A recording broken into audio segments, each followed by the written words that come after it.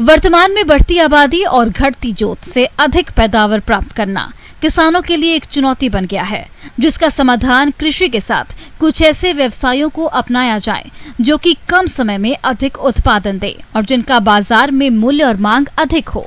ऐसा ही एक व्यवसाय है मछली पालन, जिसके तहत आज बात कर रहे हैं तालाबों के निर्माण की। तो किसान नए तालाब बनाते समय किन किन बातों पर ध्यान दें, इस बारे में जानकारी दे रही हैं कृषि विज्ञान केंद्र मुजफ्फरपुर की मत्स्य विशेषज्ञ डॉक्टर इप्सिता विश्वास।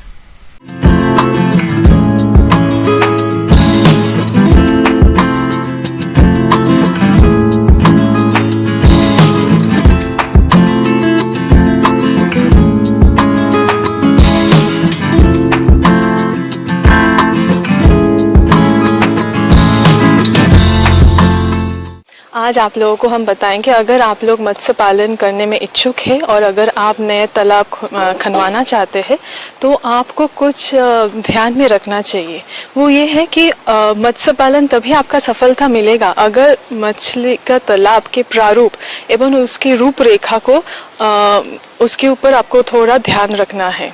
वो इसीलिए है क्योंकि जब आप मछली पालन करते हैं तो पहले मिट्टी का जांच होना बहुत ही ज़रूरी है। तो इस समय आप क्या कीजिएगा, जब आप तालाब खनवा लेंगे तो 2 बाई 3 फीट का आप एक गड्ढा कर लेंगे तालाब के चारों ओर और एक बीच में एकदम सेंटर पॉइंट में। तो ऐसा गड्ढा बनाने के बाद आप 0.5 मीटर, 1 मीटर, 1.5 मीटर, 2 मीटर के अंतराल में आप गड्ढा खनवा के उसका मिट्टी लेकर आप जांच कीजिएगा। जांच करने के बाद अगर आप देखते हैं कि मिट्टी के पीएच अगर 6 से 7.5 के अंदर है तो वो एकदम पर्याप्त है आपके मछली पालन के लिए। और जो मिट्टी है वो थोड़ा काला भूरा मिट्टी होना चाहिए, जिसमें आपका जो दोमट मिट्टी है, क्ले, सिल्ट और आपका रेत मिट्टी, ये तीनों चीज आप में उसमें होना चाहिए। अगर वो आपका जो क्ले है वो 30% होना चाहिए, सिल्ट 30% और जो रेत मिट्टी है वो 40%। उसमें ऑर्गेनिक जो आपका जैविक कार्बन है वो 0.5% तक होना चाहिए। उसमें से जो NPK है तो आप 100 ग्राम के अंतराल में आपको देखना है।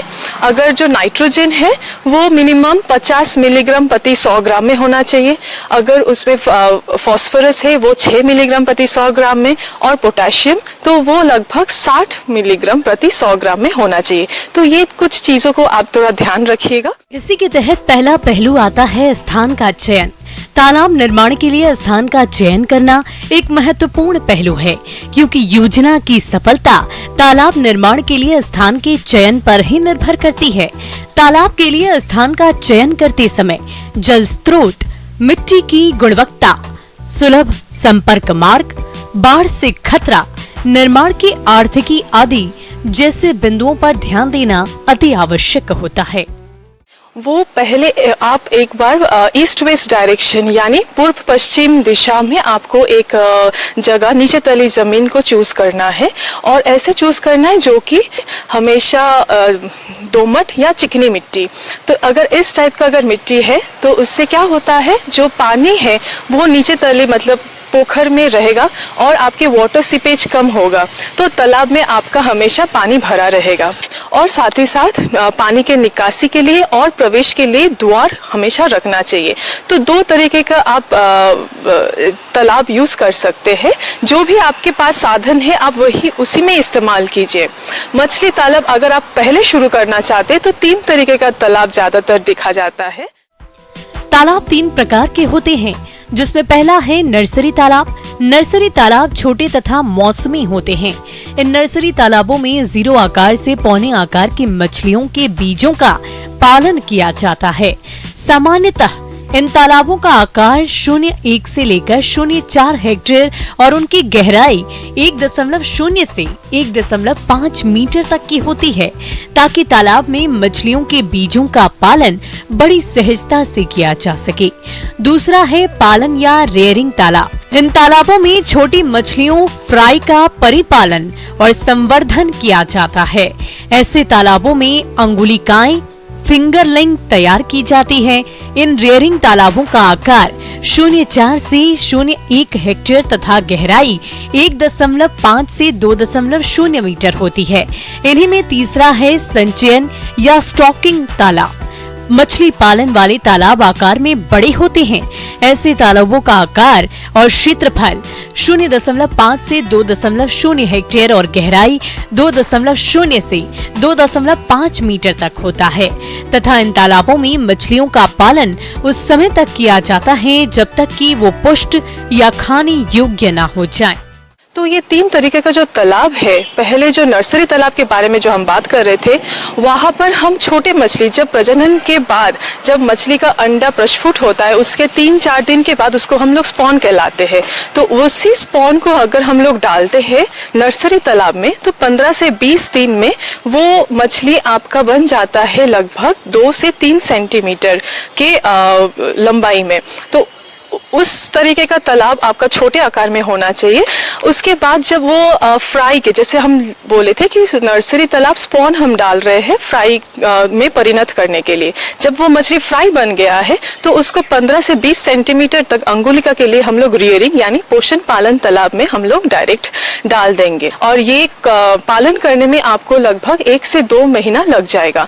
तो उसके बाद आप वही मछली को जो कि अंगुलिका है उसको हम डाल देंगे संचयन तालाब में यानी ग्रो आउट तालाब में।